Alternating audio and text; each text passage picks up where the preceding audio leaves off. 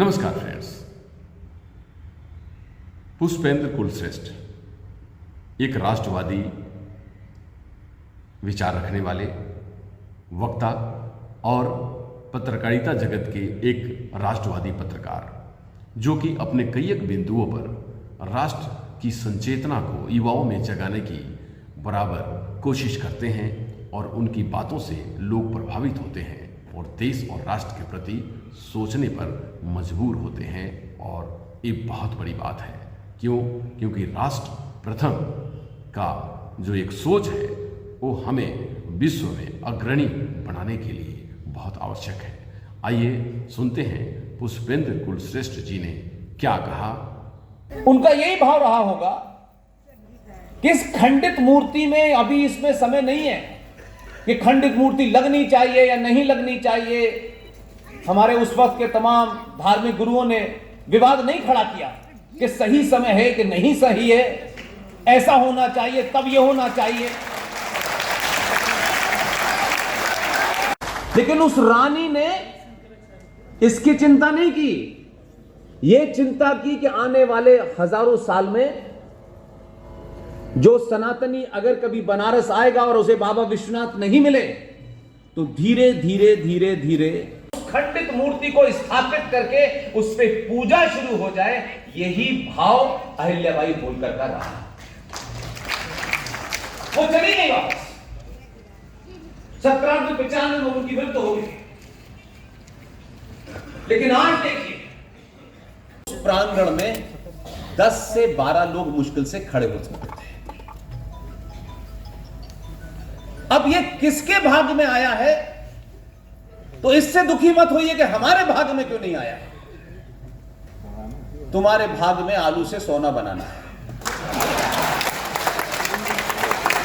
भाग कोई तय नहीं करता, कोई आदमी तय नहीं करता, प्रकृति तय करती है।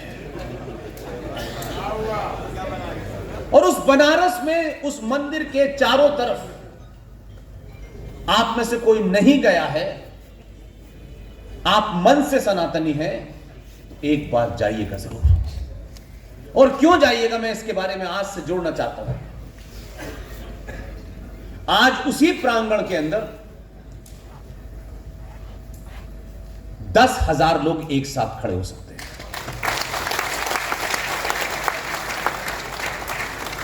आज उसी वो जो वहां गंगा बह रही है उसमें डुबकी लगा के सीधे बाबा विश्वनाथ का दर्शन कर सकते हैं।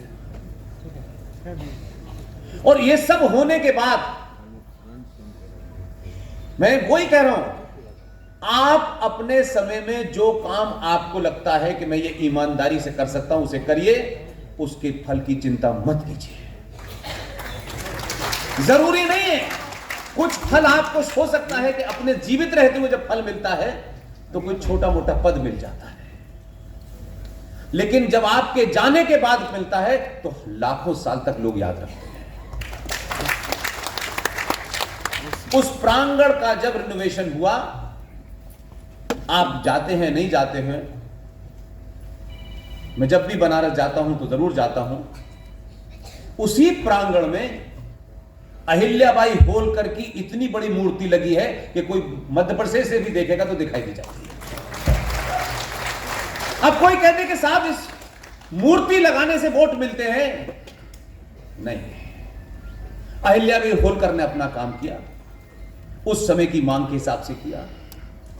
इन्होंने अपना काम किया और कुछ जो थोड़ा सा काम हो रहा है उसमें हमसे कुछ भूमिका निभाई जा रही है। इसलिए हमको यह गलतफहमी नहीं है कि हम यहां आए हैं, हम बहुत ज्ञानी हैं, कोई गलतफहमी नहीं है। कोई अदृश्य ताकत ने यहां 5 साल इंतजार कराने के बाद अभी भेजा। मैं अपनी मर्जी से अगर आने होता तो बहुत पहले आ जाता। इसलिए जो भी कुछ कर रहा हूं, मैं ये मानता हूं, आप जानते हैं मैं कहां पैदा हुआ, मेरे ऊपर अल्लाह की बड़ी कृपा है।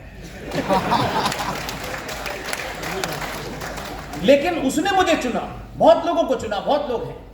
नीरज अत्री साहब हैं, प्रोफेसर कपिल कुमार हैं, सुशील पंडित हैं, ललित अंबर, उसको चुन लिया है। और ये भाव उनके अंदर नहीं पैदा होने दे रहा कि तो आप पॉपुलर हो गए हैं, आप बड़े हो गए, तो अब एमपी का चुनाव लड़ लीजिए। एमपी का चुनाव लड़ना निहायती बेवकूफी का काम है। इसलिए कि एमपी एमएलए बनने के बाद में सिर्फ आपको झूठ बोलना है सुबह शाम। तो सबका वोट लेना है तो झूठ बोलो। सब तो वोट देंगे नहीं आपको, इनको कुछ दो, उनको कुछ दो। और मैं नहीं कि मेरे दामन पे ये दाग लगे कि कुछ प्राप्त करने के लिए झूठ बोला। अगर एमपी एमएलए की ताकत होती तो इतनी बड़ी संख्या में आप कभी नहीं आते, क्योंकि उनको क्या सुनते, चेहरे बदलते हैं, बातें वही होती हैं। अब अगर आप जाति की बात करें तो जैन थे वो, सबने सब कुछ देखा, सिर्फ विष्णु शंकर जैन को जैसे ही उसकी निगाह वहां पड़ी कि उसने देखा एक गोल सा पत्थर है, उसके चारों तरफ पानी भरा हुआ है, तो उसने डिस्ट्रिक्ट मजिस्ट्रेट साहब से कहा कि जरा इसका पानी कम करवा दीजिए। तो वो बोले, जो पानी कम किया, पानी कम करते ही विष्णु के मुंह से निकला, बाबा मिल गए।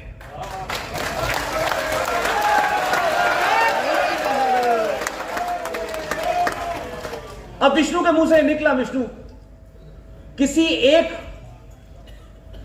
अधिकारी ने विष्णु के कान में कुछ कहा। विष्णु वहां से निकले, मई जून का महीना था, और भागते हुए कोर्ट गए। कोर्ट में दिवाकर साहब पहले से तैयार बैठे थे। तत्काल प्रभाव से प्रोटेक्ट कर दिया जाए, और ये ऑर्डर हो गया। ऑर्डर लेके वो बनारस से दिल्ली पैदल ही आए, जल्दी थी। और यहां जो सुप्रीम कोर्ट के चीफ जस्टिस साहब हैं,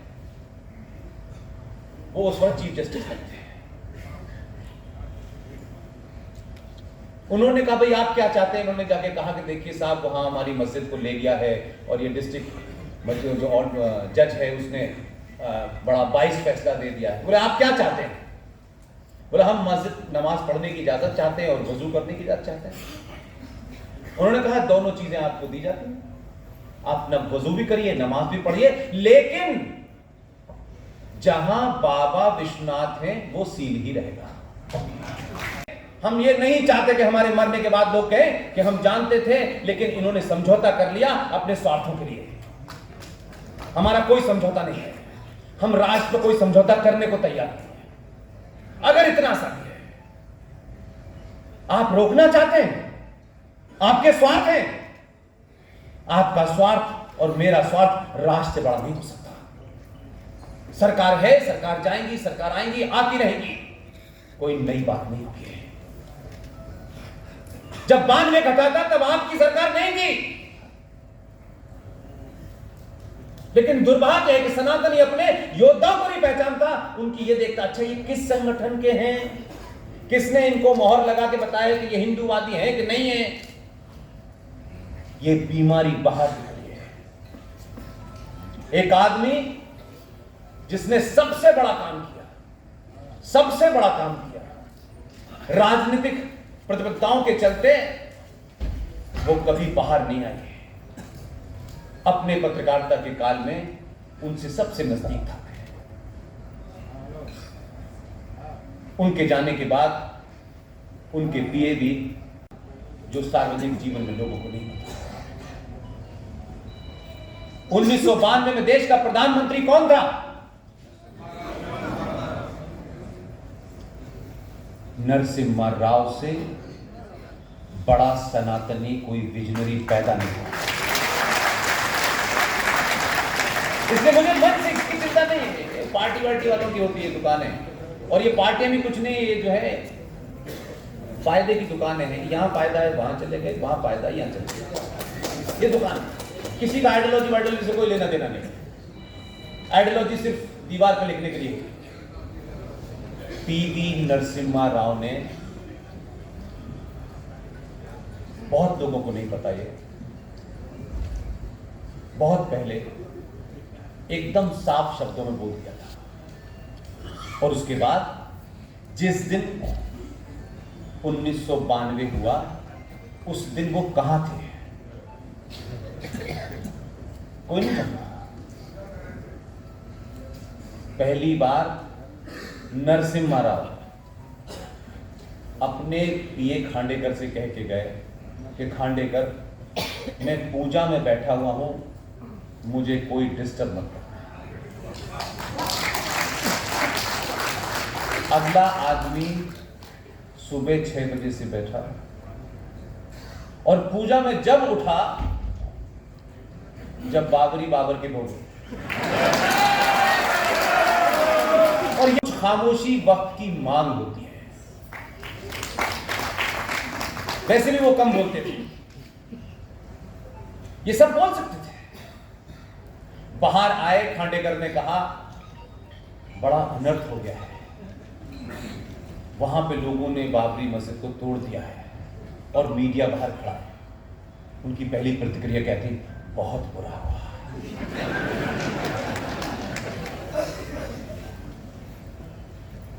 उससे बड़ा कोई हो सकता है जिसने, देखिए वो लोग बहुत इंपॉर्टेंट होते हैं लाइफ में, वो लोग ज्यादा बड़े बहादुर होते हैं जिनको अपने जाने के बाद ये पता होता है कि मेरे जाने के बाद मुझे लोग गालियां देंगे, मुझे बुरा भला कहेंगे। अपने आप को मरने के बाद गाली खिलवाने का किसी में शौक नहीं होता, लेकिन गाली जो खाते हैं वही अमर हो जाते हैं। सामने तो तारीफें होंगी, बड़ा डंका पिटेगा, सब कुछ होगा। लोग नहीं जानते हैं नरसिम्हा राव ने फाउंटेन पेन से रेड से ऐसे ऐसे करके पूरा मंदिर बना के गया है हाथ से। जब मैं उसको देखता हूं और ये देखता हूं, कहता बिल्कुल वैसे ही बन रहा है। उन्होंने अपना रोल प्ले किया, चले गए। आप अपना रोल प्ले कर रहे हैं, करें। इसलिए इसको रोकना नहीं है।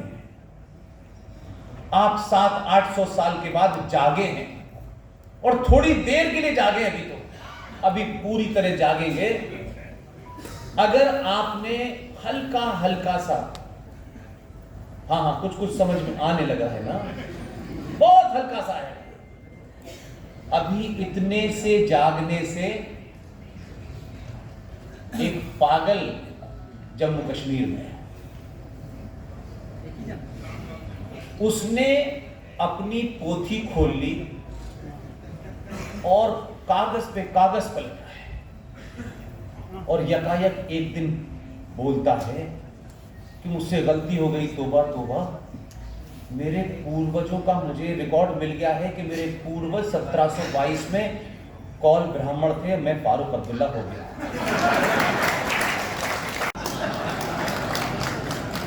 वो आप कश्मीर आ गया है। अब उसने अपनी पोथी घूमी, तब उसको पता चला, जो कश्मीर में पहुंचते ही, कांग्रेस से जब आजाद हुआ तब नबी का गुलाम हो गया, कश्मीर में पहुंचते ही उसने भी कहा मेरे पूर्वज भी हिंदू थे। आप अगले 100 साल तक अपने होने पे गर्व करें। अपनी जाति जो आपकी है वो आपके घर के चौखट के अंदर तक है। सार्वजनिक जीवन में आप खुद सनातनी हैं। इस एक्सपेरिमेंट को करके देखिए। बड़े बड़े शत्रु सब पोथी पत्रा लेकर के आपके पास आएंगे, हमसे गलती हो गई, आप हमें 4 जूते मारिए, हमारे ऊपर चुड़ैल आ गई थी, इसको निकालिए किसी तरीके से, हमको समझ में आ गया है, ये सिलसिला चलेगा। लेकिन यही मैं आपको चेता रहा हूं, ये मैं सुनने की नहीं चाहता कि कोई ये कहे कि इस्लाम के बगैर हिंदुत्व अधूरा है। इसका मतलब कहने वाला ही अधूरा है। जब इस्लाम 1400 साल पहले आया, क्रिश्चियनिटी 2000 साल पहले आई, सनातन कब आया? कोई माई का लाल इस धरती पर डेट बता सकता है? इस ब्रह्मांड की उत्पत्ति से लेकर के जब तक ये ब्रह्मांड अपने अस्तित्व में है, तब से सनातन था, और ये ब्रह्मांड जब तक है तब तक रहेगा। तौर पे मानते हैं कि जैसा उसने भेजा, कान यहां है, नाक यहां है, मुंह यहां है, जैसा उसने भेजा हम वैसे ही वापस जाते हैं। प्रॉब्लम तुम्हारी है कि तुम कहते हो कि हमें अल्लाह पे यकीन है, जैसा भेजा, लेकिन तुमको अल्लाह पे यकीन नहीं है। अल्लाह ने तुम्हें भेजा तो फिर ये काट छाट नीचे क्यों की? क्या अल्लाह को नहीं पता था? अगर अल्लाह पे यकीन है तो फिर कहो कि जैसा भेजा था। और उसके लिए सनातनी हिंदू जिम्मेदार है। आपने कैंची की इजाद क्यों किया? अब उससे छेड़छाड़ करने के बाद कहते हैं हम मुसलमान हैं। तुम्हारा अल्लाह पे यकीन ही नहीं है, हमारा अल्लाह पे यकीन है। और तुम ही दूसरी सांस में कहते हो, कुरान के हवाला देते हुए, कि अल्लाह ने फरमाया है कि वो ऐसे नबी भेजता रहेगा। कोई आखिरी पैगंबर नहीं थे जिनकी 632 में मृत्यु हुई है। और वही कुरान मजीद ये कहता है कि अल्लाह ने फरमाया है कि मैं तुम्हें धरती पे भेज रहा हूं कुछ हिदायतों के साथ, इंस्ट्रक्शन के साथ।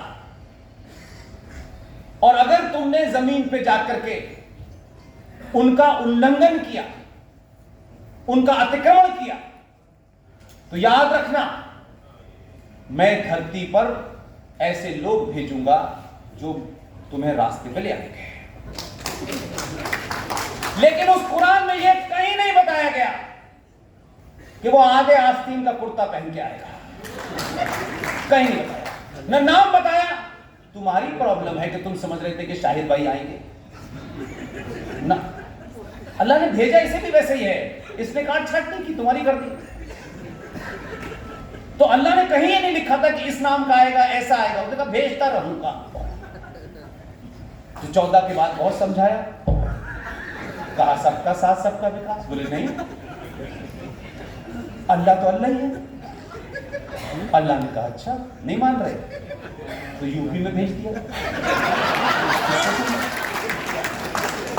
मैं आपको, आप हंस सकते हैं, आपको आनंद आ सकता है, लेकिन मैं कोई नुक्ता जेर जबर ऊपर नीचे नहीं लगा रहा हूं, सिर्फ जो लिखा है वही बता रहा हूं। इंटरप्रिटेशन आदमी गलत कर लेता है कभी कभी किसी चीज की। किसी की इंटरप्रिटेशन अलग अलग है। गीता की इंटरप्रिटेशन गांधी जी ने भी की, राधा कृष्ण ने भी की, बहुत लोगों ने की। मैं इंटरप्रिटेशन पे नहीं जा रहा, मैं मूल प्रति पे जा रहा हूं। और वही अल्लाह जो 2014 में एक को भेजा, 17 में एक और आया, और 19 में एक और आ गया। और ये सिलसिला अल्लाह जब तक जारी रखेगा जब तक तुम अपने पूर्वजों की पहचान नहीं कर लोगे। लेकिन अल्लाह ने आपसे भी ये फरमाया है कि आप इस गलतफहमी के शिकार मत हो जाइएगा कि अब तो हो ही रहा तो अल्लाह का ठेका दे देना। अल्लाह आपसे करवा रहा है, मुझसे करवा रहा है।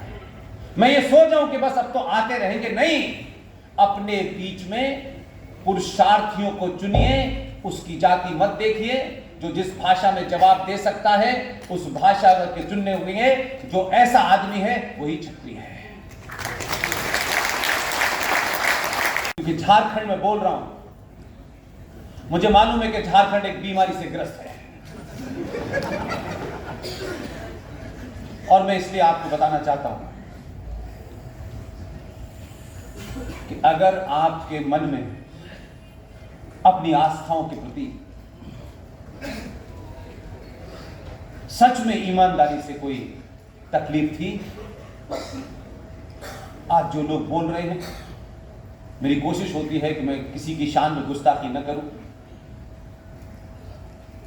हमारे यहां जो दिल चाहे आज कुछ बात हो रही है, बड़े बड़े शब्द बोले जा रहे हैं। धार्मिक हमारे जो गुरुज हैं वहां से भी बहुत सारी बातें उठ रही हैं। और मेरी हैसियत नहीं है मैं किसी के बारे में टिप्पणी करूं, बिल्कुल नहीं। लेकिन मेरे मन की एक व्यथा है जो मैं रखना चाहता हूं। आज तमाम किस्म की बातें हो रही है, मंदिर को लेकर के, इसको लेकर के, उसको लेकर के। मैं फिर कह रहा हूं, मैं पूरी जा रहा हूं, ध्यान रखिएगा।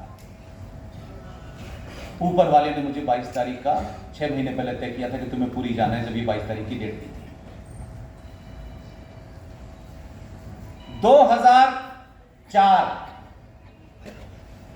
तमिलनाडु, याद कीजिएगा, 2004 तमिलनाडु श्री कांची कामकोठी पीठ, उस पीठ के शंकराचार्य जैनेन्द्र सरस्वती जी लगभग 80 साल की उम्र दिल्ली में एक विदेशी महिला के देखरेख में सरकार चल रही थी मिली जुली। दिवाली की रात तमिलनाडु की मुख्यमंत्री जो अब नहीं है,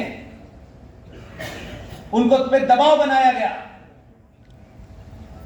झारखंड से लेकर के तमिलनाडु के मीनाक्षीपुरम में जो इतनी बड़ी घटना हुई थी, हमारे शंकराचार्य जैन सरस्वती जी ने गांव गांव मूर्तियां स्थापित करने की मुहिम चलाई। और जब उन भोले भाले सनातनी हिंदुओं ने मूर्ति की तरफ देखा, उसे प्रणाम किया, तो वो जो गले में प्लस का निशान था उसे उठा के साइड में रख दिया। इससे चिंतित होकर के आंतरिक ताकतें और विदेशी ताकतों ने उस महिला पे दबाव बनाया और दिवाली की रात एक पूजा, जिसे त्रिकाल पूजा कहते हैं, उस त्रिकाल पूजा को शुरू करने के लिए जैन सरस्वती जी अपने मठ में बैठने जा रहे थे। और वो 2500 साल से पूजा चल रही है, अनइंटरप्टेड चल रही है। उसके इशारे पर जैन सरस्वती के ऊपर 85 साल के या 80-82 साल के उस बुजुर्ग के ऊपर एक बलात्कार का आरोप लगाया और तमिलनाडु की पुलिस उन्हें घसीटती हुई मिल गई। तब किसी का ज्ञान सुना था? कहां थे लोग तब? इतना बड़ा शंकराचार्य, पुलिस उसे एक झूठे मुकदमे में फंसा के लेके जेल में डाल दिया। कुछ दिन बाद उनकी मृत्यु हो गई। कहीं आवाज उठी थी किसी की? किसको आवाज उठानी चाहिए थी? हजारों लाखों मठ मंदिर, ये पूजा, ये धर्म, वो आश्रम, हजारों करोड़ों थे, किसी ने आवाज उठाई? कोई नहीं बोला। और आपके बीच में ऐसे भी लोग थे जिन्होंने उस वक्त उस पूरी घटना के बारे में कैसे वो लिख के गए, ये महत्वपूर्ण बात है। बड़े नेता, उनको लोग कम इसलिए जानते हैं कि वो बहुत ज्यादा कंट्रोवर्सी में नहीं रहे, लेकिन कैसे कैसे घूंट पिए होंगे, बाद में वो राष्ट्रपति बने। और इस बात को आप तालियों से सजाइएगा कि ये जो बात आज आप मेरे मुंह से सुन रहे हैं, जो दिल्ली 14 में आया है, उसके यहां पे थी। बहुत लोगों ने समझ, मैंने कहा आप तत्कालिक रिएक्शन देते हैं ना जिस बात पे, जरा संयम के साथ रिएक्शन दें। इतना अपना रिएक्शन सस्ता लगा है। वो उनसे मिलने गया, उसको पूरी कहानी पता थी, उनके पैर छुए, पैर छू के एक ही बात पूछी उनसे कि इस राष्ट्र में, दुनिया के राष्ट्रों के अनेक राष्ट्रीय अध्यक्ष आते हैं, हम उन राष्ट्रीय अध्यक्षों को भारत की पहचान के रूप में क्या देते हैं? वो प्रधानमंत्री के कैंडिडेट थे, उस विदेशी महिला ने उन्हें बनने नहीं दिया क्योंकि उन्होंने कुछ ऐसा कैबिनेट की मीटिंग में कहा जो उसको पसंद नहीं था। वो राष्ट्रपति बने, उन्होंने हाथ जोड़ के कहा कि हमारे राष्ट्र की पहचान के रूप में हम आने वाले दुनिया के मेहमानों को हम ताजमहल देते हैं। इसलिए जब कोई कार्य करें तो उसका होमवर्क पूरा करें, अधूरे होमवर्क से सार्वजनिक जीवन में मत निकलिएगा। 5 ट्रक बाहर खड़े हैं। उन्होंने उसी वक्त कहा, आज से और इसी क्षण से भारत की पहचान के रूप में ताजमहल नहीं दिया जाएगा। तालियां संभाल के रखी, बड़ा लोगों में जोश भर देती। मैं ताली बजने के बाद भी जमीन पे रहता हूं। और कहा कि पूरी दुनिया में जितने भी देश हैं, उनकी जो भी भाषा है, मैं उस भाषा के अंदर गीता छपवा के लाया हूं। और ये राष्ट्रपति भवन में रख दीजिए। अगर चेकोस्लोवाकिया से कोई आए तो उसे चेकोस्लोवाकिया की भाषा में गीता दीजिए। ये भारत की पहचान है। अब आप कहेंगे कि ये इतनी छोटी सी चीज, इससे क्या होगा? तो आलू तो सस्ता किए नहीं, पेट्रोल तो महंगा है। इसका असर बताता हूं मैं, क्योंकि जिस मुल्क में 10 साल नौकरी की, उसे बहुत करीब से देखा है। और मेरे भाग्य में शायद ये लिखा था कि जब मैं अलीगढ़ मुस्लिम विश्वविद्यालय में पैदा हुआ तो मुझे लगता था पता नहीं यहां क्यों हम पैदा हुए हैं, पढ़े लिखे सब कुछ हुआ। बाद में पता चला कि यही वो विश्वविद्यालय है जहां आइडिया ऑफ पाकिस्तान पैदा हुआ था। मुझे पैदा वहां किया। अल्लाह ने मुझे तमाम तलावत कुरान पाक पढ़ाया, समझाया, कंठस्थ कराई, अजान नमाज दिलवाई। मुझे आज समझ में आता है कि मैं अल्लाह की मर्जी से आया हूं, बगैर इसके नहीं आया। आप सोचिए कि वहां पर जाने के बाद मेरी जीवन की आखिरी नौकरी वहां रही। यहां ट्रंप भी आए, बिडेन भी आए, जो आए सबको गीता उसने पकड़ा दी। अगर हमें लोग गीता बांटते हैं तो हम अपने घर में या तो कहीं रख देते हैं या कहीं सजा के रख दो कि गीता रखी हुई, उसकी पिन्नी भी उतार देते। विदेशी ऐसे नहीं है, विदेशी पढ़ते हैं। अमेरिका के राष्ट्रपति ने भी पढ़ ली। एक गलती से मुठभेड़ हुई भारत पाकिस्तान के बीच में और हमारा एक जांबाज बॉर्डर के उस पार गिर गया, उसे पकड़ लिया, अभिनंदन को। अब उसे पकड़कर उनको लगा कि इसे पकड़ लो, अब भारत को ब्लैकमेल किया जा सकता है, तो नई नई मांग करने लगा। उसे पता ही नहीं कि हमारे कई करोड़, उनको ये पता नहीं था। तो अमेरिका के राष्ट्रपति ने गीता पढ़ी और फोन किया, इसे 9 बजे तक छोड़ देना, उसके बाद मैं नहीं रोक सकता। और ये मैं नहीं कह रहा हूं, पाकिस्तान की मजलिस, वहां की पार्लियामेंट में विदेश मंत्री ने यह खुद बोला कि हमने आर्मी चीफ को बुलाया और हमारा विदेश मंत्री ऐसे कपकपा रहा था, उसे पसीने आ रहे थे, और वो ये कह रहा था किसी कीमत पे 9 बजे तक छोड़ दो। अब आपको लगता है क्यों? मुझे लगता है उसने भी गीता पढ़ी हुई थी, और जिसने गीता पढ़ ली उसे पता है कि ये गीता बांट नहीं रहा है, ये गीता पे अमल कर बैठेगा 9 बजे के बाद। सब छोड़ा तो गीता बंटने लगी। और ताजमहल जो कबर है, जो इस्लाम के अंदर, कोई मौलवी साहब, पहली तो बात ये कि धर्म दुनिया में एक ही है, और जब आप धर्म के समकक्ष किसी किताब को रखते हैं तो मेरी नजर में कीचड़ की तुलना समुद्र से करने लगते हैं। बहुत सारे आए, एक अकबर भी आया था, उसने भी दीन इलाही चलाया, कहां गया? हमारी कोई किताब नहीं है, हम किताब पढ़ के हिंदू नहीं हुए। हमारे पैदा होने से अंत तक हम सनातनी हैं, इसके अलावा कुछ नहीं।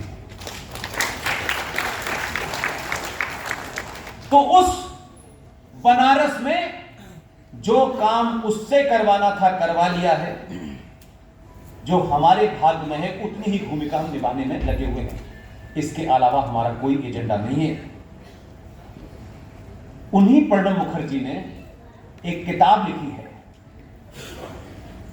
और उस किताब का नाम है द कोलिएशन ईयर्स 1996 टू 2012, गठबंधनों का दौर 2014 से 96 से लेकर 2012 तक। उस किताब में प्रणब मुखर्जी ने क्या लिखा है, ताकि आप उस किताब को खरीद सकते हैं। रूपा पब्लिकेशन की ये किताब है, 636 रुपए इसकी कॉस्ट है और 312 पेज की है। लेकिन उस पूरी किताब के पढ़ने में मुझे एक पैराग्राफ ही ऐसा मिलता है जो मेरे काम का है, जो मैं आपके सामने रखता हूं।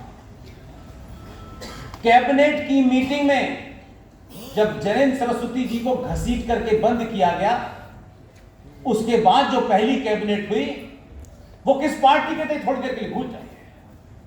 उन्होंने जो लिखा है मैं शब्दशः आपको बता देना चाहता हूं।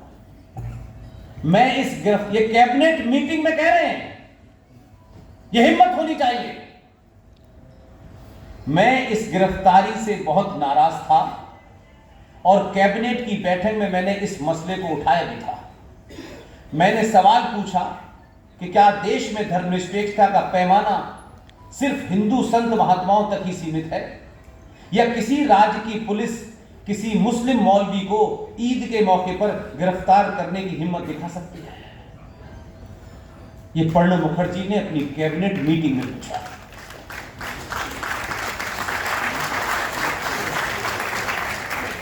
लेकिन समाज ने क्या किया? उसी कांग्रेस दौर की एक घटना है, दिल्ली में मुख्यमंत्री थी, अब नहीं रही, उनका स्वर्गवास हो गया। दिल्ली में एक मस्जिद है, उसका नाम है शाही मस्जिद और उसका इमाम है शाही अहमद बुखारी। उस पे 65 एफआईआर है, दंगों की, लूटपाट की, मर्डर की 65 एफआईआर है। दिल्ली पुलिस, उनको गए हुए इतना समय हो गया, दिल्ली पुलिस उसे गिरफ्तार नहीं कर पाई क्योंकि उस वक्त की सरकार नहीं चाहती थी। हाई कोर्ट ने दिल्ली पुलिस को तलब किया कि आपने इसको क्यों नहीं पकड़ा है, तत्काल प्रभाव से आप इसे गिरफ्तार कीजिए। दिल्ली पुलिस ने रिटन एफिडेविट दिया है हाई कोर्ट में कि अगर हमने इसको पकड़ लिया तो पूरे शहर नहीं पूरे देश में दंगा हो जाएगा। हाई कोर्ट के ज्ञानी जगह जगह ज्ञान बांटते घूम रहे हैं, हिम्मत नहीं है कि कानून की चीज को भी वो इंप्लीमेंट कर पाए। अगर आप 17 करोड़ हैं और 30 करोड़ हैं तो 82 करोड़ लोग और इस देश की व्यवस्था, इस व्यवस्था के अंग कितने डरे हुए हैं कि उस काम को जो विधि विधान के साथ है आज तक उस पर हाथ नहीं डाला। इसलिए मैं ये सिर्फ कहना चाहता हूं कि भीड़ ज्यादा होने से राष्ट्र मजबूत नहीं होता। अगर अपने अंदर के उस मरी हुई आत्मा को जो 2 रुपए किलो चावल और पेट्रोल की चिंता में पागल हुई जा रही है, आज मेरा आदमी 2 ब्राह्मण जीत गए, 2 ठाकुर जीत गए, ये मेरी जात का जीत गया, इससे मुझे कुछ फायदा होगा, ये सिलसिला आपने बहुत साल कर लिया है। इसे कम से कम अपने आप दिल पे हाथ रखिए। मैंने आपको बताया मैं न किसी पार्टी में था, न किसी संगठन में हूं, न मेरी कोई ख्वाहिश है 10 साल के लिए एक बार 700-800 साल महाराणा प्रताप अब हमारे बीच में नहीं है। इनको जो कर रहा था इन्होंने किया। अब आपकी जिम्मेदारी है कि इनकी शान को बनाए रखें और इनकी शान बनाने के लिए चौराहे पर मूर्ति लगने से इनकी शान नहीं होगी जब तक इस देश का एक भी छत्री महाराणा प्रताप जैसा नहीं बनेगा। उस मूर्ति से कोई फर्क नहीं पड़ेगा। ये सिविलाइजेशन का मामला है। एक सिविलाइजेशन ने हमको लूटा, तोड़ा, हमारी आस्थाओं को लूटा, हमारी मां बहनों की बोली लाल किले पे 2-2 रुपए में लगाई, और एक वो संस्कृति है, एक वो सभ्यता है जिसने सब कुछ करके उस सनातन को बचाया, मानवता को बचाया। दोनों के बीच का टकराव है। इसलिए इस देश में मंदिरों की लड़ाई लड़ना आस्था का काम नहीं है, अपनी सभ्यता के खोए हुए चिन्हों को पुनर्जीवित करने का मामला है। अगर किसी के साथ दुनिया में कहीं हुआ है तो उनको भी अधिकार है, उनको भी अधिकार है। इस्लाम की जो किताब पूरी दुनिया में है उस किताब के हिसाब से मस्जिद इस्लाम में पवित्र स्थल नहीं है, खिलाफ हुई थी। यहां क्योंकि आप कन्वर्ट हुए हैं, तो आपको कन्वर्ट करने के लिए यहां जो सेक्ट है, एक बरेलवी सेक्ट है, एक देवबंदी सेक्ट है। ये दोनों वहां चले जाए ना सऊदी अरब में तो 50-50 जूते मारेंगे वो। यहां दुकान चलानी है। एक कहता है बरेलवी सेक्ट जिसका हेडक्वार्टर बरेली है, वो कहता है अल्लाह और तुम्हारे बीच में इस मजार से जाना है। देवबंदी कहता है अल्लाह और तुम्हारे बीच में कोई नहीं हो सकता, डायरेक्ट बात हुई। देवबंदी कहता है कि मस्जिदें ये हराम है, ये जितने भी मजारें बनी हुई है।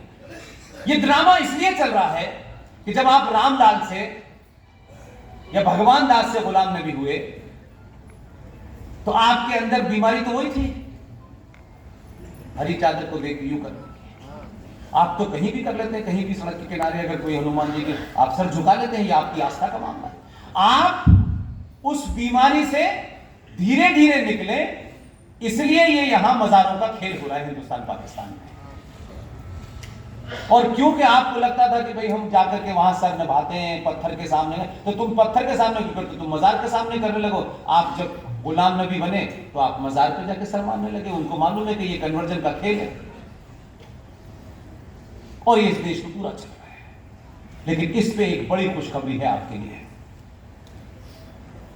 इसलिए अपने एजेंडों को जब आप समझना शुरू कर देंगे तो मैं नहीं समझता मात्र 5 साल के अंदर आप कहां खड़े होंगे, आपको इमेजिनेशन नहीं है। सिर्फ कुछ दिन के लिए मैंने कहा ना, ये बीमारी छोड़ दे, कुछ दिन के लिए छोड़ दे। एक बार 700-800 साल के बाद एक एक्सपेरिमेंट ये भी करके देख लीजिए। सुप्रीम कोर्ट के 2 जज, justice A.N. Mishra, justice Amitabh Roy, ये सुप्रीम कोर्ट के जज जिसकी बात बता रहा हूं। यहां जितने भी लॉ के लोग बैठे हों पता करें। उन्होंने कहा है कि पूरे देश में जो भी सार्वजनिक स्थल है, उस सार्वजनिक स्थल के ऊपर किसी भी किस्म का रिलीजियस स्ट्रक्चर जो भी बना है, उसको तत्काल प्रभाव से राज्य सरकारें डिमोलिश करें और डिमोलिश करके अपने रेस्पेक्टिव हाई कोर्ट में एफिडेविट दें। उन्होंने ऑर्डर कर दिया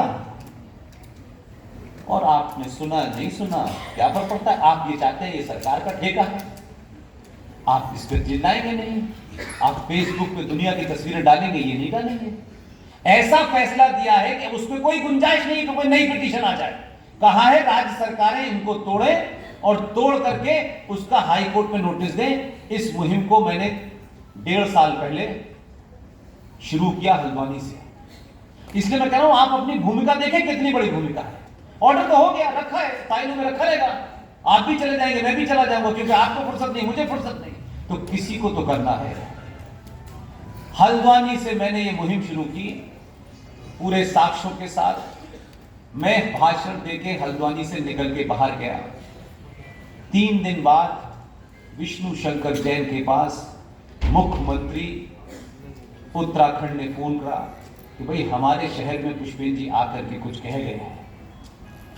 मुझे ऐसा लगता है कि वो गलत तो नहीं कहेंगे, लेकिन कुछ कहा है, लेकिन मुझे कागज चाहिए।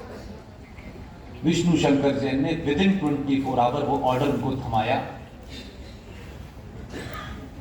वैसे तो छोटा राज्य है, देवभूमि है, अब देवभूमि मजारों का क्या काम।